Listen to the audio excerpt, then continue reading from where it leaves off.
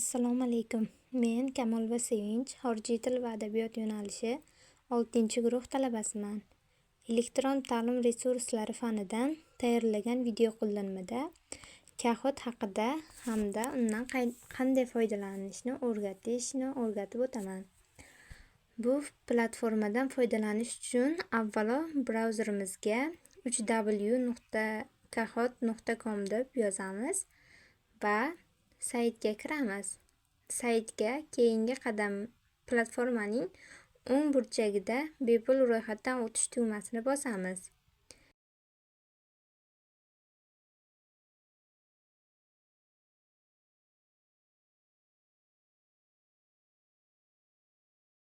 Keyingi qadamda turli maqomlar mavjud.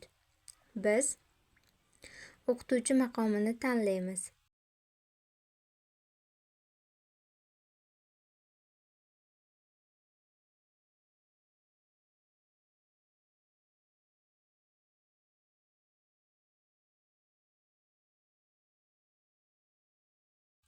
Ish joyi degan qismiga maktabni tanlaymiz.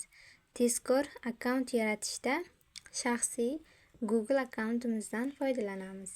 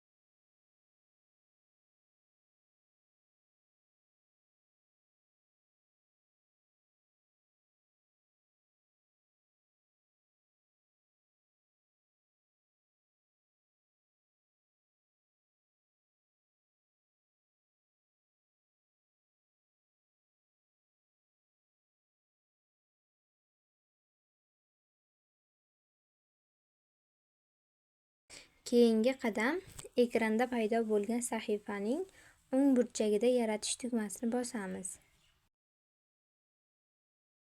va Kahoot bo'limini tanlaymiz.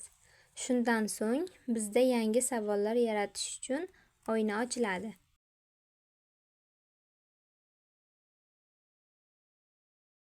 Ekranning o'ng tomonidagi funksiyalardan foydalanib, savol turi vaqti baholash mezonlarini tanlab belgilab olishimiz mumkin.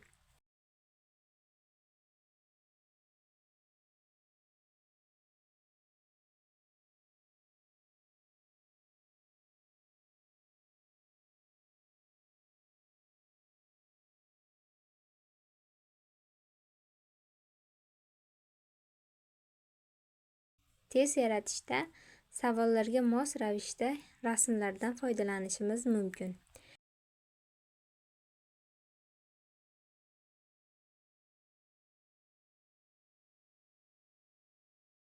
Ekranning yuqori qismiga savollarimizni kiritamiz.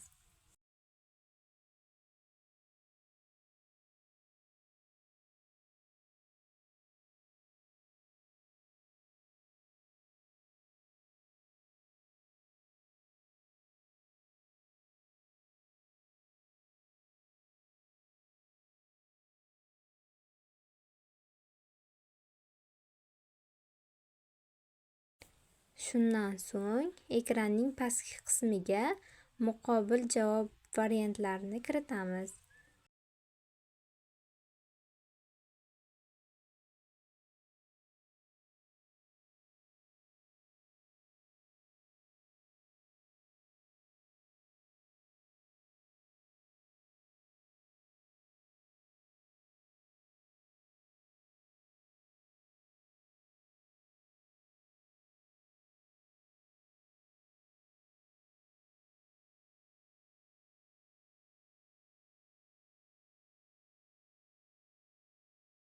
Hamda to'g'ri javob bo'lgan variant oxiriga ptichka belgisini qo'yamiz.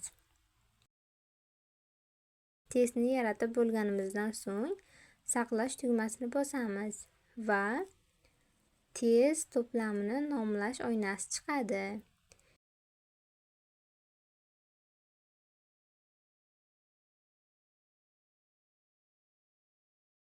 Keyingi qadam testni onlayn tarzda ishga tushiramiz va boshlash uchun start tugmasini bosamiz.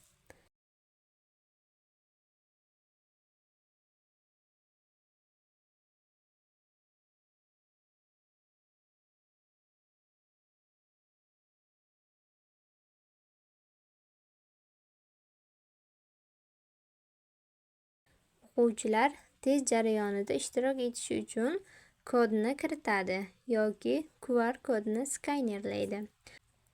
Platformada bundan tashqari har xil turdagi fan, yo'nalishlar, tillarga aloqador savollarni yaratish mumkin. Baholash imkoniyatini ko'rsatadi. O'quvchilar esa ball jamg'arib borishadi.